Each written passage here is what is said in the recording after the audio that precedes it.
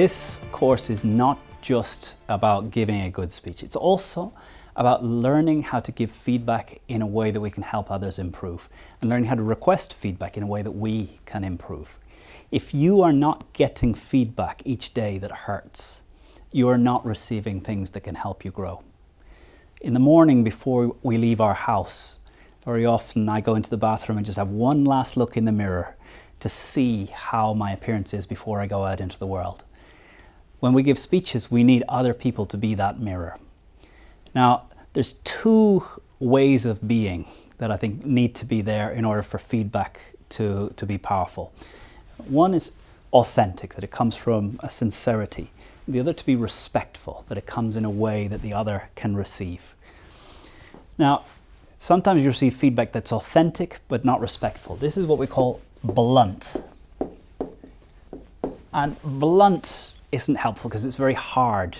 You end up being defensive when you receive it. It's very respectful, but it's not authentic. And this is someone who is avoid conflict. Now, we definitely aren't going to be here. What we want this space here where we're both authentic and respectful, there's three separate parts to how we want to give feedback. The first is describe the behavior. Describe exactly what you saw.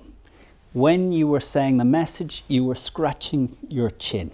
So this is the behavior. The second, the impact. The behavior, when you gave me the message, you were scratching your chin. The impact on me was that I doubted whether it was really important to you. It didn't feel like you were sure. There wasn't conviction behind it. And the feeling was that I didn't trust your message. So what we want to do in our feedback is what we saw you do, the impact that it had on me, and how it led me to feel. And if we learn to give feedback where you're separating the action from the impact, it allows us to combine authenticity, respectfulness, and give the person tangible action that they can take to improve. There's a story I'd like to share with you that I think captures the philosophy of feedback that we'd like to approach in this program.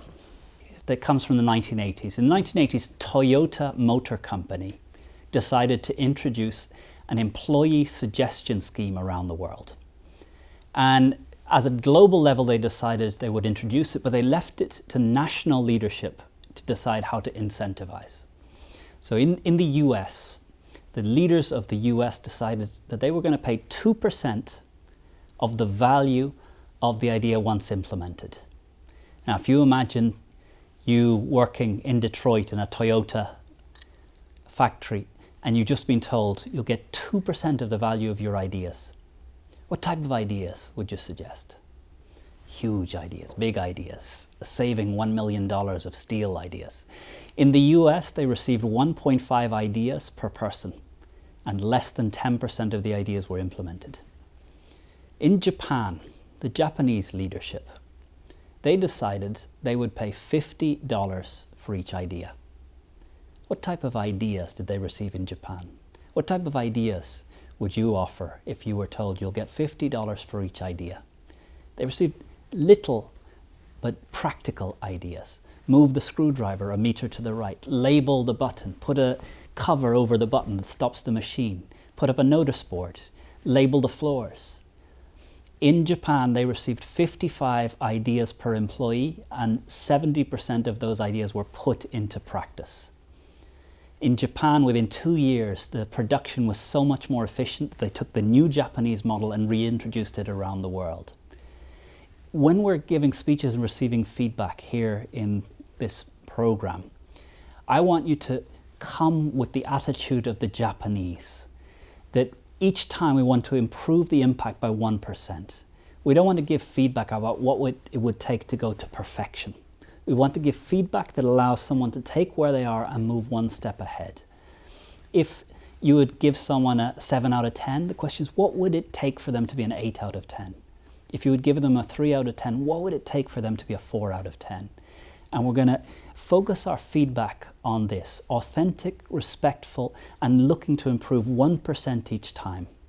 And if you can improve 1% each time, after 100 times, it's 100% better.